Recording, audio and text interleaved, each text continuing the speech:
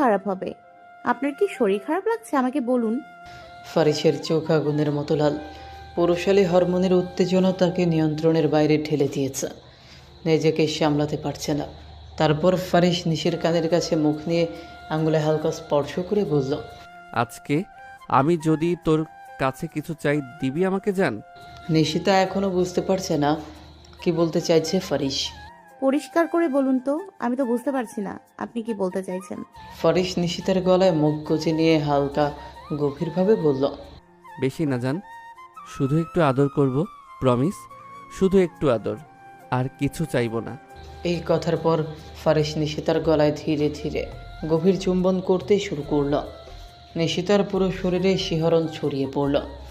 প্রথমবার কোনো পুরুষের এমন স্পর্শ তার শরীরে এতটা প্রভাব ফেলল যে গায়ের লোমগুলো কাঁপতে শুরু করলো। নিশি বরফের মতো স্থির হয়ে দাঁড়ালো, শব্দ ছাড়া, মুখ খোলা, কিন্তু কিছু বলতে পারছে না। চোখের ভেতর বিস্ময়, আতঙ্ক আর অজানা এক উত্তেজনার মিলন। ফারিসের চুম্বন কেবল শারীরিক নয়, বরং আবেগেরও। নিশি অনুভব করলো ফারিসের হাতের স্পর্শ, গলার কাছের উপস্থিতি এবং চোখের গভীর আগ্রহ সবই তাকে তার নিজের অনুভূতির সঙ্গে মুখোমুখি করে দিয়েছে। প্রকৃতির শান্তি, চাঁদের আলো, লেকের নীরবতা, সব কিছু যেন ফারিস এবং নিশির মধ্যকার এই মুহূর্তকে আরও তীব্র করে তুলেছে। কিছুক্ষণ পর ফারিস নিশিতার গলা ছেড়ে নিশিতার দিকে তাকালো। নিশিতা জোরে জোরে নিঃশ্বাস নিচ্ছে, দম বন্ধ হয়ে আটকে যাওয়ার জোগাড়। কি হলো জান, আদর করতে দিবি না? সত্যি বলছি, বেশি না, অল্প আদর করব। নিশিতার ধ্যান ভাঙল, ফারিসের দিকে তাকালো। নিশিতার নিজেরই মায়া হলো। নিশি শান্ত স্বরে মাথা নিচু করে হাত কসলাতে কসলাতে বলল, এখানে কিভাবে সম্ভব? বাড়ি চলুন। ফারিস নেশে মাখানো কণ্ঠে নিশিতার গালে নাক বোলাতে বোলাতে বলল, তুই চাইলে সব সম্ভব জান, বাড়ি যেতে গেলে সময় নষ্ট হবে। এই বলে নিশিতাকে আর কিছু বলতে না দিয়ে নিশিতার ঠোঁট আঁকড়ে ধরল। এত বছরের ভালোবাসা যেন সব এক এক করে বিলিয়ে দিতে থাকলো। কিছু সময় পর নিশিতাকে ছেড়ে দিল। ছাড়া পাওয়ার পরে দুইজনই জোরে নিঃশ্বাস নিচ্ছে। এর মাঝে হঠাৎ করে বৃষ্টি শুরু হলো। বৃষ্টিতে নিশিতার শরীর ভিজে গেল একটুতে। ভিজে যাওয়ার কারণে শরীরের সাথে কাপড় লেপটে গিয়ে শরীরের প্রতিটা ভাঁজ স্পষ্ট হতে লাগলো। সেটা দেখে ফারিসের ভেতরে আরও বেশি ঝড় বইতে শুরু হলো। ফারিস নিশিতাকে এক টান দিয়ে কোলে তুলে নিল, নিয়ে গাড়ির ব্যাক সিটে বসলো। তারপর নিজেও ভেতরে ঢুকে গাড়ির টোর আটকে নিশিতাকে এক টান দিয়ে নিজের কোলে বসালো। নিশিতা নিজেকে সামলাতে ফারিসের কাঁধ আঁকড়ে ধরলো হাত দিয়ে শক্ত করে। মাথা নিচু করে থাকলো, লজ্জায় মাথা তুলে তাকাতে পারছে না। ফারিস আবারও নিশিতার দিকে তাকিয়ে বলল, দেখ জান, আমার দিকে তাকা, একটু আদর করব, নড়বি না প্লিজ। ফারিসের এমন কথায় নিশিতার যেন মাটির নিচে চলে যেতে ইচ্ছে করল। ফারিস নিশিতাকে আর কিছু বলার সুযোগ না দিয়ে আবারও নিশিতার ঠোঁটে ঠোঁট ডুবিয়ে দিল। চুম্বনটা দীর্ঘ হলো, কিন্তু এবার আর চুম্বনে ক্ষান্ত হলো না। ফারিসের হাত নিশিতার জামার ভেতর চলে গেল।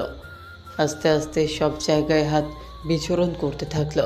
নিশিতা সদ্যবিবাহিত পুরুষটার পাগলামোতে সাই দিতে থাকলো। ফারিসের মনে হয় এভাবে সুবিধা হলো না, তাই সে চুম্বন থেকে কিছুক্ষণ বিরতি নিয়ে নিশিতার গলা থেকে ওড়না টান মেরে সরিয়ে দিল। খোপা করা চুলগুলো খুলে দিল। নিশিতার কোমর আঁকড়ে ধরল। তারপর নিশিতার গলায় মুখ গুঁজে দিল। ছোট ছোট কয়েকটা চুমু খেল। হঠাৎ করে একটা কামড় বসিয়ে দিল। নিশি ব্যথায় আহ করে উঠল, কিন্তু ফারিস তখনও ছাড়ল না। আস্তে আস্তে ফারিস নিচের দিকে নামল। নিশিতার মেদহীন পেটে নিচের মুখ ডুবিয়ে দিল, এরপর বক্ষে মুখ ডুবিয়ে দিল। নিশিতা ফারিসের চুল আঁকড়ে ধরল হাত দিয়ে, আর ফারিস তখনও নিশিতাকে আদর করে যাচ্ছে। ফারিস নিজের শার্ট খুলে একদিকে টান মেরে ফেলে দিল। এরপর এক এক করে সব জায়গায় ভালোবাসার পরশ এঁকে দিতে শুরু করলো। এরপর আবার মুখ তুলে দিয়ে নিশিতার জামা এক টান দিয়ে খুলে দিয়ে ভালো করে নিশিতাকে পর্যবেক্ষণ করলো, নিজের বৌরূপী মেয়েটাকে। এই অবস্থাতে দেখে নিজেকে আর সামলাতে পারল না, আবার ভালোবাসার পরশের টুপ দিতে থাকলো। মাঝে মাঝে কামড় দিল বেশ কয়েকটা জায়গায়। নিশিতার চোখ দিয়ে 2 ফোঁটা পানি গড়িয়ে পড়ল, কিন্তু ফারিস এখনও নিশিতার ছোট্ট দেহটায় ভালোবাসার পরশ এঁকে দিতে থাকলো। আর মাঝে মাঝে বলল, জান সহ্য করে নে, আর একটু। নিশিতা ব্যথায় কুঁকড়ে গেল। প্লিজ ওয়েট এ লিটিল লঙ্গার, আমার হয়ে যাবে, আর একটু সহ্য করে নে, মাই লিটিল হার্টবিট। নিশিতা বেশ বুঝতে পারলো আজকের রাত তার এভাবেই যাবে। এমন ভালোবাসায় যেন ব্যথা বেশি ছিল, কিন্তু নিশিতা সহ্য করে নিল। ফারিস নিশিতার কানের কাছে গিয়ে বলল, আই নো তুই এসবের জন্য এখনও অনেক ছোট, কিন্তু কি করব বল, তোর কাছে আসলে আমি আউট অফ কন্ট্রোল হয়ে যাই। তোর মধ্যে কি আছে রে জান? এত এলোমেলো লাগে কেন তোর কাছে আসলে? এত নেশা কেন তোর মধ্যে? নিশিতা কিছু বলতে পারল না, চুপচাপ কেবল ফারিসের দিকে তাকিয়ে রইল। ফারিস ধীরে নিশিতাকে নিজের কোলে তুলে নিল। তার চোখে ছিল দয়া আর যত্নের ছাপ। বেশি ব্যথা পেয়েছিস কি জান? আপনি তো বলেছিলেন শুধু একটু আদর করবেন। তাহলে এগুলো কি? এখন আমার পুরো শরীর ব্যথা করছে, শুধু আপনার জন্য। এটা তো প্রথমবার, তাই এমন হয়েছে জান। কিন্তু চিন্তা করিস না, এরপর থেকে সব ঠিক হয়ে যাবে। এখন ঘুমা, অনেক ধকল গেছে তোর উপর। ফারিস ধীরে ব্যাকসিট থেকে নিশিতাকে কোলে নিয়ে নিজের কালো মার্সিডিজে বসালো। গাড়ি চালাতে চালাতে সে নিশির গালে কপালে নরম হাত ছুঁয়ে দিল। নিশি অচেতন হলেও তার দিকে ফারিসের দৃষ্টি ছিল যত্নপূর্ণ। গাড়িটি বাগানবাড়ির দিকে ঘোরালো। প্রায় 1 ঘন্টা ড্রাইভ করে বাগানবাড়ির সামনে এসে থামায়। ফারিস ধীরে নিশিতাকে কোলে নিয়ে গাড়ি থেকে বের হলো।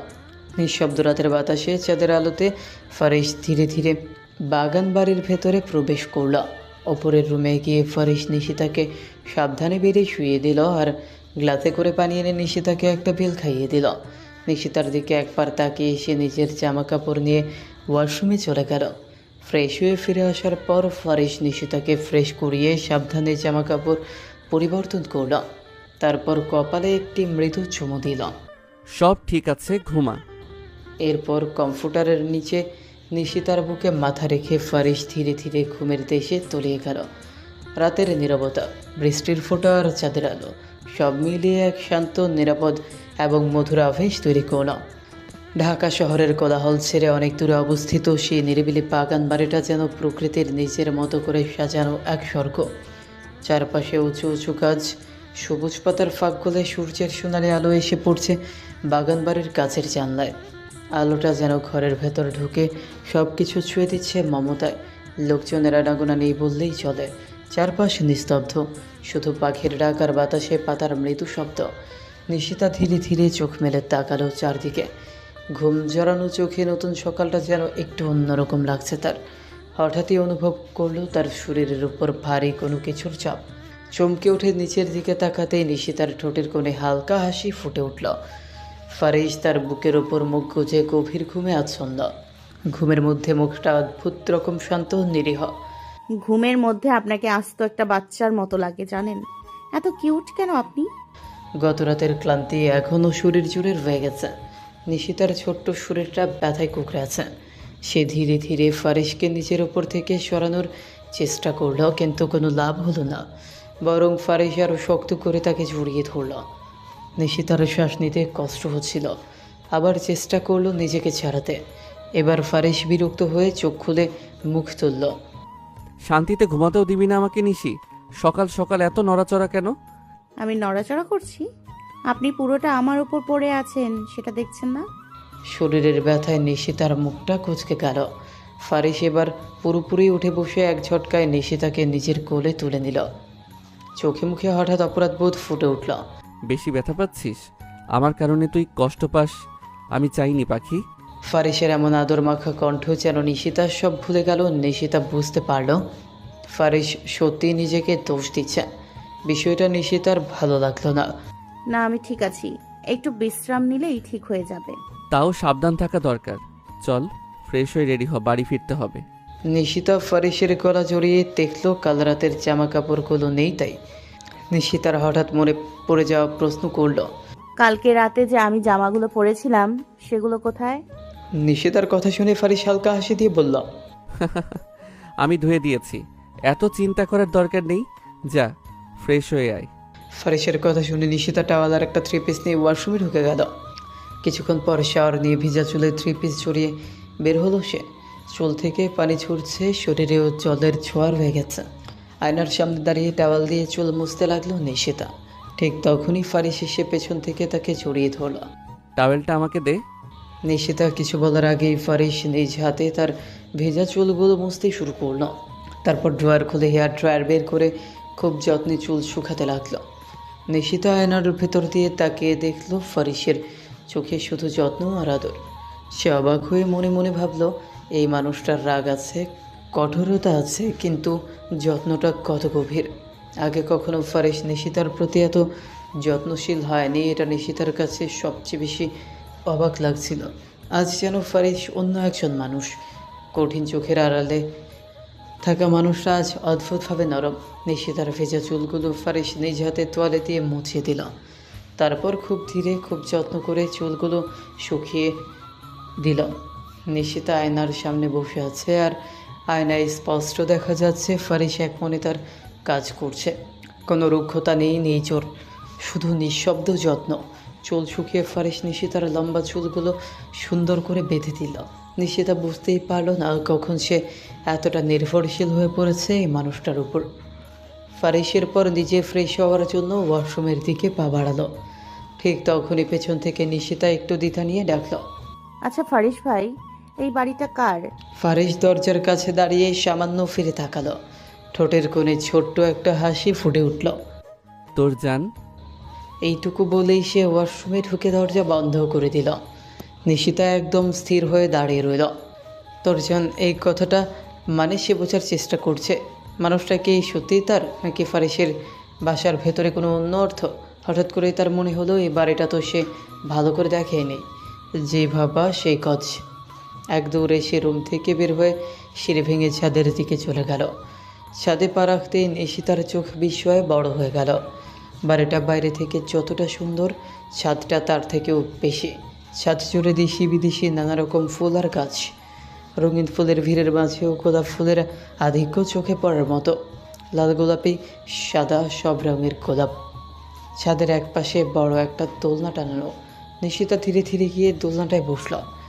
হালকা বাতাসে দোলনাটা নড়ছে। চারদিকে তাকিয়ে তার বুকের ভেতর কেমন যেন শূন্যতা আর প্রশান্তি একসাথে ভর করল। এই বাড়িটার আশেপাশে আর কোনো বাড়ি নেই। দূরে দূরে যত দূর চোখ যায় শুধু গাছ আর গাছ। মনে হচ্ছে গভীর কোনো জঙ্গলের মাঝখানে দাঁড়িয়ে আছে এই রাজকীয় বাড়িটা। বাড়িটার চারপাশে ফুল গাছ আর বড় বড় গাছে ভরা। অনেকটা জায়গা নিয়ে দাঁড়িয়ে আছে, নিঃসঙ্গ কিন্তু নিরাপদ। ফারিস ফ্রেশ হয়ে রুমে ফিরে এসে নিশিতাকে দেখতে না পেয়ে থমকে গেল। এক মুহূর্তেই বুকের ভেতর অজানা ভয় ঢুকে পড়ল। নিশিতা কোথায়? পুরো রুম খুঁজলো, তারপর নিচতলা, ডাইনিং, লিভিং, সব জায়গা, কোথাও নেই। ফারিসের বুক ধক করে উঠল। এই প্রথম সে বুঝল নিশিতাকে হারানোর ভয়টা কতটা গভীর। পুরো বাড়ি খুঁজেও যখন পেল না, তখন যেন হার্ট অ্যাটাক করার উপক্রম। হঠাৎ মাথায় একটা কথা এলো, ছাদ। সময় নষ্ট না করে দ্রুত পায়ে ছাদের দিকে দৌড় দিল। ছাদে উঠেই সে যেটা দেখল তাতে এক মুহূর্তে প্রাণ ফিরে এলো। নিশিতা দোলনাতে বসে আছে, চুপচাপ, চারদিকে তাকাচ্ছে। এক সেকেন্ডও দেরি করল না ফারিস। দৌড়ে গিয়ে নিশিতাকে শক্ত করে জড়িয়ে ধরল। নিশিতা কিছুই বুঝে উঠতে পারল না। হঠাৎই জড়িয়ে ধরাটা তাকে স্থির করে দিল। কিছুক্ষণ পর ফারিস নিজেকে সামলে নিয়ে তাকে ছেড়ে দিল। চোখে রাগ, গলায় ভয়। মার খাওয়ার শখ হয়েছে না তোর? আমাকে না বলে ছাদে এসেছিস কেন? নিশিতা ফারিসের আগের রূপ দেখে বেশ অবাক হলো। একা একা রুমে বসে কি করব, তাই একটু ছাদে এসেছিলাম। এই কথাটা শুনে ফারিসের রাগটা যেন মুহূর্তেই গলে গেল। ফারিস হালকা হেসে মাথা নেড়ে বলল, আচ্ছা হয়েছে, এবার চল, তোকে ড্রপ করে অফিসে যাব আমি। ঠিক তখনই ফারিসের ফোনটা বেজে উঠল। ফোন বের করে রিসিভ করতেই ওপাশ থেকে আমেনা চৌধুরীর চিন্তিত কণ্ঠ। তোরা কোথায় বাবা? কালকে রাতেও বাড়ি ফিরিসনি, আমাদের কি চিন্তা হয় না? কোথায় তোরা? ফারিস ছোট আম্মুর কথা শুনে শান্ত গলায় বলল, আমরা একটু পর বাড়ি আসছি ছোট আম্মু, তুমি চিন্তা করো না। এই বলে কল কেটে দিল। বাড়ি যাওয়ার কথা শুনে নিশিতার চোখ মুখ উজ্জ্বল হয়ে উঠল। খুশিতে সে প্রায় লাফিয়ে উঠল। এরপর ফারিস নিশিতাকে নিয়ে গাড়িতে উঠল। চৌধুরী ভিলার উদ্দেশ্যে গাড়ি রওনা দিল। গাড়ির ভেতরে কিছুক্ষণ চুপচাপ থাকায় মনে পড়ল ফারিস কাল রাতে কি যে একটা খাইয়েছিল। আচ্ছা, কালকে রাতে আপনি আমাকে পানির সাথে কি খাইয়েছিলেন? ফারিস নিশিতার কথা শুনে কি বলবে বুঝতে পারছিল না, তাই ফারিস চোখ না ঘুরিয়েই বলল, ওটা নিয়ে ভাবার দরকার নেই, পেইন কিলার ছিল। সে ইচ্ছে করে আসল কথাটাই এড়িয়ে গেল। নিশিতাকে যে পিল খাইয়েছিল এই সত্যটা আপাতত চাপা থাকলো। টানা 1 ঘন্টা ড্রাইভ করার পর ফারিসের গাড়ি চৌধুরী ভিলার সামনে থামল। গাড়ি থেকে নেমে নিশিতা আর ফারিস একসাথে ভিলার দিকে তাকালো।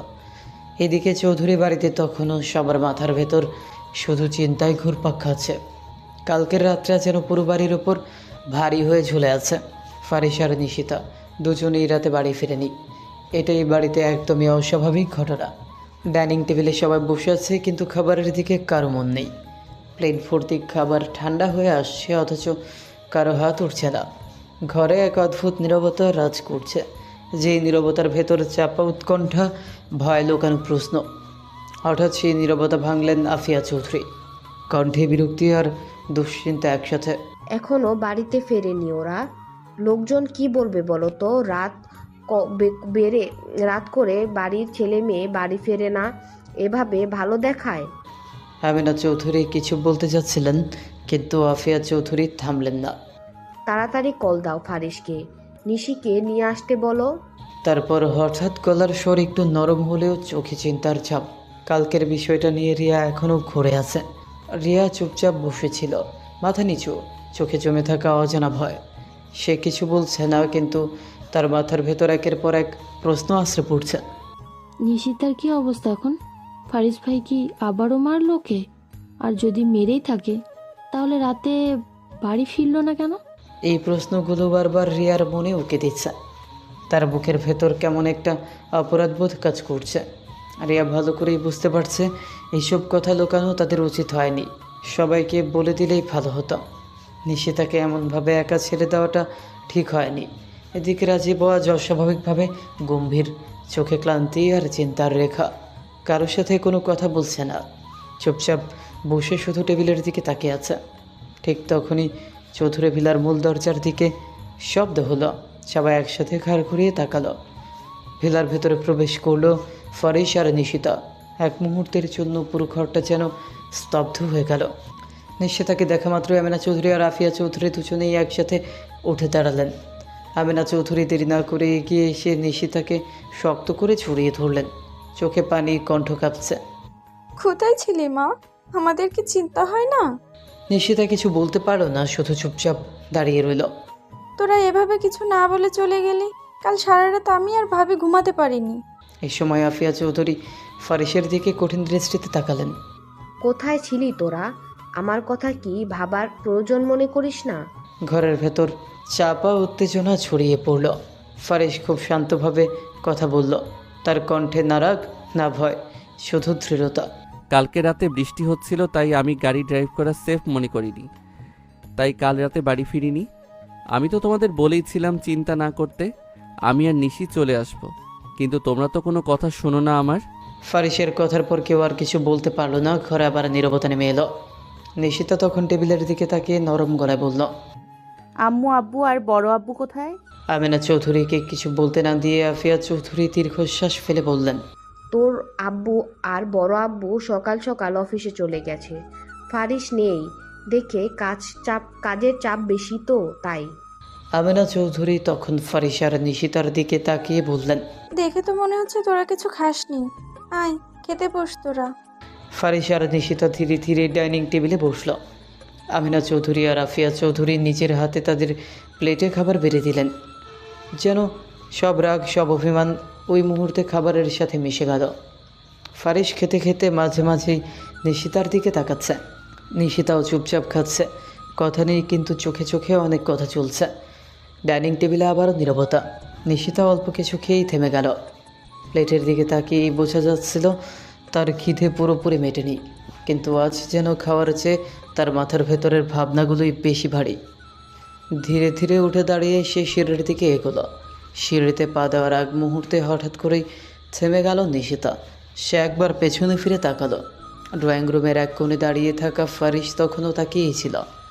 সেই তাকানোটা ছিল একেবারে আলাদা, না কঠিন, না রাগী, না কর্তৃত্বপূর্ণ, বরং সেখানে ছিল অদ্ভুত এক মায়া, যেন অনেক কথা না বলেই বলা হয়ে যাচ্ছে।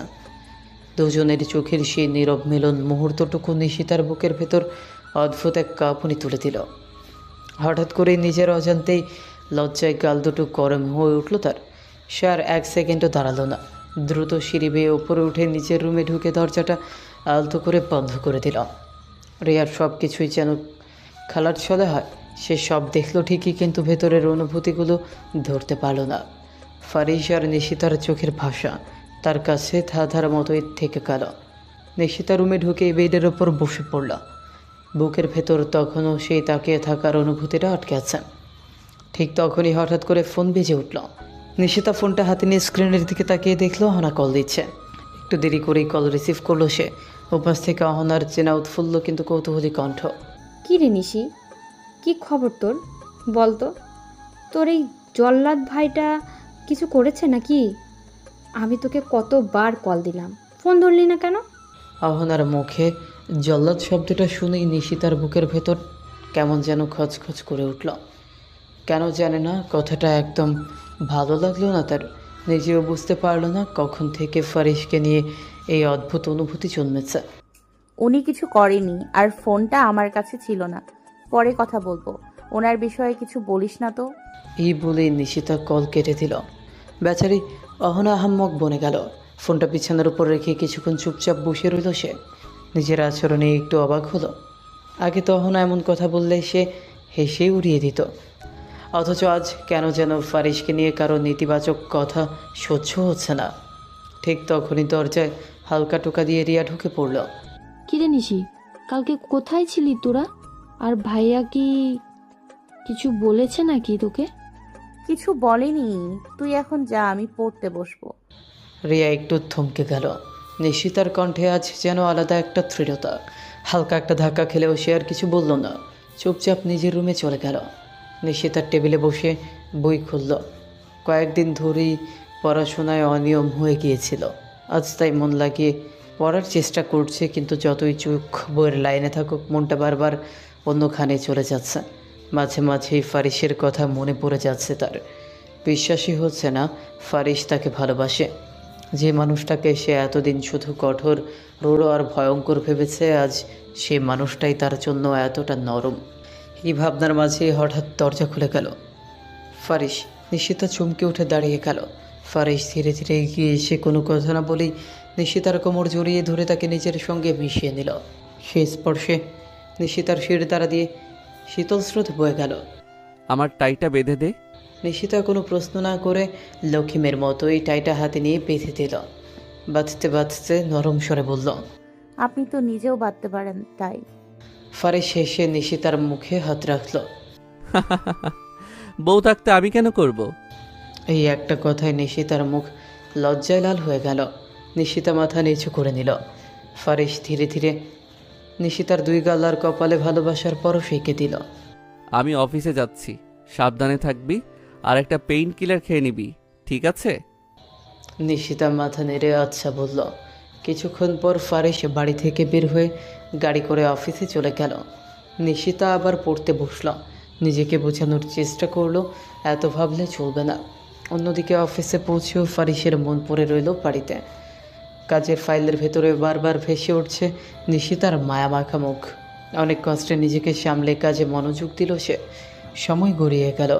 সকাল পেরিয়ে দুপুর, দুপুর পেরিয়ে বিকেল, বিকেল করিয়ে সন্ধ্যা, আর শেষে রাত। আজ সারাদিন নিশিতা রুমেই ছিল। দুপুরের পর একটু ঘুমিয়েছিল। সন্ধ্যাবেলায় ঘুম থেকে উঠে আবার একা বসে জানলার পাশে দাঁড়িয়ে বাইরের অন্ধকারটা দেখছিল। তার মনে হচ্ছিল জীবনের কিছু পরিবর্তন হয়তো নীরবেই এসে গেছে, যার শুরুটা সে নিজেও ঠিক বুঝে উঠতে পারছে না। এদিকে ফারিসের দিনটা আজ শুরু থেকে অস্বাভাবিক রকমের ব্যস্ততায় ভরা। সকাল থেকে একের পর এক ফোন, ইমেল, মিটিং সব মিলিয়ে যেন দম নেওয়ারও ফুরসত নেই। আজ তার সামনে কয়েকটা বড় ডিল সাইন করার কথা, যেগুলো সরাসরি কোম্পানির ভবিষ্যতের সঙ্গে জড়িয়ে আছে। একদিকে নিজের অফিস, অন্যদিকে চৌধুরী ফ্যামিলি বিজনেস, দুটো সামলাতে গিয়েই পুরো দিনটা কেটে গেল ফারিসের। 3টা বড় মিটিং, প্রত্যেকটাই ভীষণ গুরুত্বপূর্ণ। বোর্ড মেম্বারদের প্রশ্ন, পার্টনারদের শর্ত, কাগজপত্রের খুঁটিনাটি সব মিলিয়ে মাথার ভেতর যেন ঝড় বইছে। এই ব্যস্ততার মাঝে কয়েকবার নিশিতার কথা মনে পড়েছিল তার। মনে হয়েছিল একবার কল করবে, একবার জিজ্ঞেস করবে খেয়েছে কিনা, পেন কিলারটা খেয়েছে কিনা, কিন্তু সময়টা আর হয়ে ওঠেনি। শেষ বিকেলের দিকে ফারিস একটা ভীষণ গুরুত্বপূর্ণ ফাইল চেক করছিল। চোখ কাগজে থাকলেও মনটা ছিল ক্লান্ত। ঠিক তখনই টেবিলের ওপর রাখা ফোনটা কেঁপে উঠল। Unknown number. হ্যালো। অভ্যাস থেকে পরিচিত অথচ অনেক দিন শোনা হয়নি এমন এক কণ্ঠ ভেসে এলো। কেমন আছো ফারিস? ফারিস কপাল কুঁচকে গেল। এই কণ্ঠ চেনা লাগছে, কিন্তু ঠিক ধরতে পারছে না। কে বলছেন? এত তাড়াতাড়ি ভুলে গেলে আমাকে ফারিস? আমি আরিশা। এই নামটা কানে যেতেই ফারিসের ভেতরটা মুহূর্তে কঠিন হয়ে গেল। বুকের ভেতর জমে থাকা বিরক্তি যেন এক লাফে মাথায় উঠে এলো। চোখ বন্ধ করে সে গভীর শ্বাস নিল। কল দিয়েছিস কেন? ওপাশ থেকে হঠাৎ কান্নার শব্দ ভেসে আসে। আমি তোমাকে ভালোবাসি ফারিস, খুব ভালোবাসি। তুমি কেন আমাদের বিয়েটা এভাবে ভেঙে দিলে? আমি সহ্য করতে পারছি না ফারিস, তুমি এটা কেন করলে?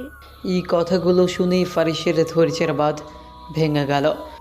আমি তোকে ভালোবাসি না, আর না আমি তোকে বিয়ে করতে চাই। তুই আমার জাস্ট ফ্রেন্ড ছিলি, এর বেশি কিছু না। তোকে আমি কখনোই ওই চোখে দেখিনি, তাই ফার্দার আমার কাছে কল দিবি না। এই বলে কোনো উত্তর শোনার অপেক্ষা না করেই কল কেটে দিল ফারিস। ফোনটা টেবিলের ওপর রাখতেই সে নিজের কপালে হাত বুলিয়ে নিল।